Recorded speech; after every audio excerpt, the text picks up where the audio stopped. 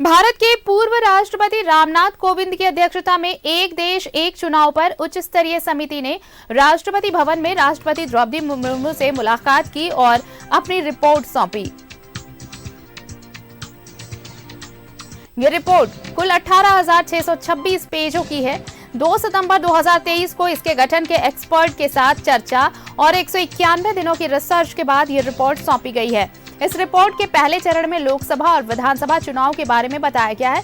दूसरे चरण में नगर पालिकाओं और पंचायतों को लोकसभा विधानसभा के साथ इस तरह जोड़ने के लिए कहा गया है कि निकायों के चुनावों को लोकसभा और विधानसभा चुनाव के 100 दिनों के अंदर करा लिया जाए।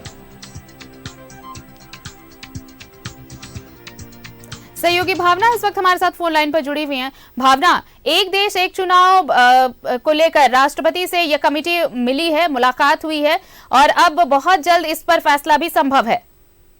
बिल्कुल, अभी आपको जानकारी दे दूं कि जो कमेटी है जो बनाई गई थी एक राष्ट्र एक चुनाव को लेकर, जिसमें ये कहा गया था कि अगर चुनाव एक साथ होते हैं तो आर्थिक रूप से, राजनीतिक रूप से, सामाजिक रूप से जो है कहीं ना कहीं लोगों को ही फायदा मिलते हुए नजर आएगा। ऐसे में जब इस कमेटी का गठन हुआ तो लगातार इसकी बैठकें चलती रही। बैठकों में तमाम जो कमेटी के मेंबर हैं वो मौजूद रहे और चर्चा परिचर्चा हुई। गृह मंत्री अमित शाह से लेकर ये देखा गया कि जो कमेटी के बड़े जितने भी लीडर्स हैं उनसे कम्युनिकेशन हुआ, उनसे बातचीत हुई और ऐसे में अब जो रिपोर्ट है वो महामहिम राष्ट्रपति द्रौपदी मुर्मू को सौंप दी गई है।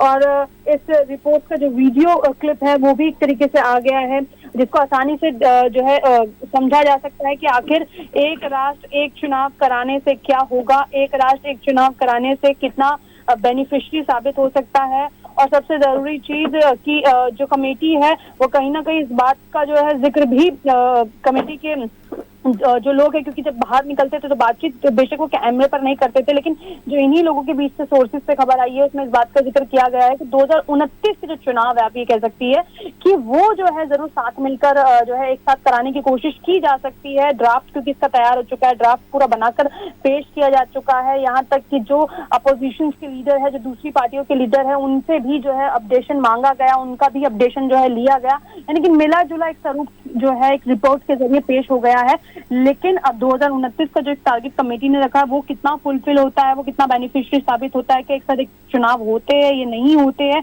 इसको भी प्रैक्टिकल तौर पर जो है कितना उभर कर आता है अभी ये देखना होगा। लेकिन फिलहाल जो जानकारी है कि पूर्व राष्ट्रपति रामनाथ कोविंद ने वर्तमान के जो राष्ट्रपति है महामहिम उनको जो है रिपोर्ट सौंपी और रिपोर्ट सौंपने के दौरान जो है केंद्रीय गृह मंत्री अमित शाह भी वहां मौजूद रहे और कमेटी के जो बाकी मेंबर है वो भी मौजूद रहे। गुलाम नबी आजाद भी मौजूद रहे, केंद्रीय मंत्री अर्जुन राम मेघवाल भी वहां मौजूद रहे और जो कमेटी के दूसरे सदस्य है वो भी इस दौरान यहाँ मौजूद रहे। यानी कि लगातार जो जोधपुर हाउस में दिल्ली में कमेटी की जो बैठकें होती रही उनका जो एक कंक्लूजन निकल कर आया, बैठकों का जो एक निष्कर्ष निकल कर आया उसे महामहिम के हाथों में सौंपा गया है। एक 29 का टारगेट है जिसे पूरा करने की कवायद के लिए कमेटी लगी हुई है। लेकिन लोकसभा, विधानसभा, बाकी सारे चुनाव जो है अगर एक साथ होते हैं तो जो आर्थिक जो है एक्सपर्ट है उनका भी ये कहना है कि ना सिर्फ पैसे की बचत होगी बल्कि शिक्षा में भी सुधार होगा, राजनीतिक तौर पर भी जो है चीजें सुधरती भी नजर आ सकती है। मतलब कई तरीके की चीजें जो है वो बताते हुए नजर आए हैं। जी चलिए, तो अब ये समिति ने मुलाकात की है और ये जो रिपोर्ट है 18,626 पेज की वो सौंपी गई है। अब क्या कुछ अगले बार हो पाता है, कैसे इन चीज़ों को निपटाया जाता है, ये बहुत देखना होगा आने वाले समय में। बहुत बहुत शुक्रिया हमारे साथ जुड़ने के लिए। तो कोविंद कमेटी ने राष्ट्रपति को 18,626 पेज की रिपोर्ट सौंप दी है। एक देश एक चुनाव को लेकर राष्ट्रपति द्रौपदी मुर्मू से मुलाकात हुई और ये रिपोर्ट सौंपी गई है।